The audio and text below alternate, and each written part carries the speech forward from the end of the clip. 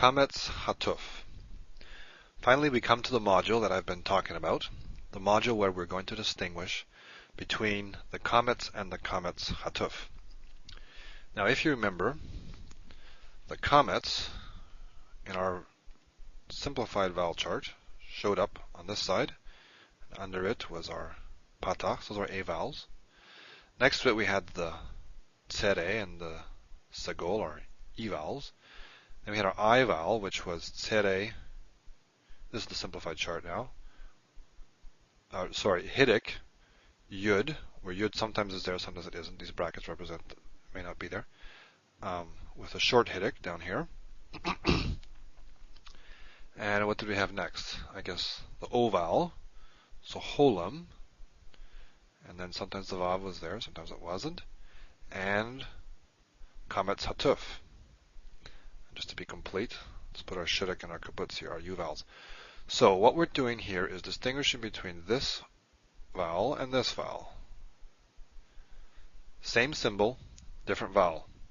This is the long A, this is the short O, pronounced A, the Qamets-Hatuph.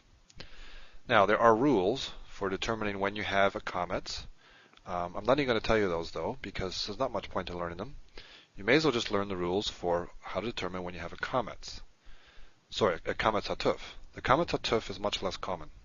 So when you're reading, if you just be on the lookout for a Qamets-Hatuph, then assume a Qamets otherwise. So learn the smaller case, the less common case. Now our rule for this is built on the, or is related to the syllables. Seems that a lot of vowel activity is related to syllables.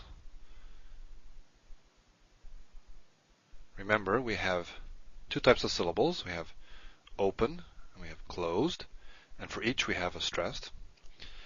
If you see this symbol in a closed, unstressed syllable, CVC unstressed, then you have a Qamets-Hatuph.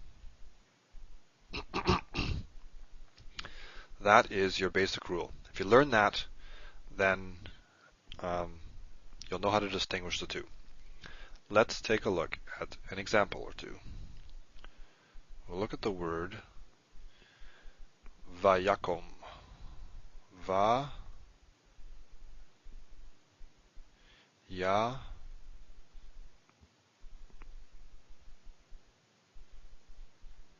vayakom. Now we'll talk about what this dot is later. Don't worry about that right now. Let's just divide this up into syllables. Well, the important syllable division is here. Vayakom. Okay. Oh, most importantly, we have a stress here. Vayakom. So because we have a stress here, this is the tonic syllable, this is not. So this syllable here is a C, V, C, unstressed, and it has this symbol in it, so we know it's a Qamets-Hatuph. So it's pronounced vayakom, not vayakam. Okay, that's an example of a CVC unstressed at the end of a word. Let's take a look at another example.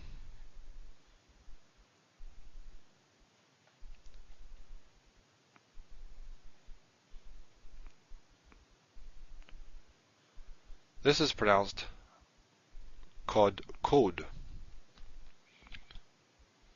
Our syllable is here, our stress is here, because it's not marked, so it's at the end by default.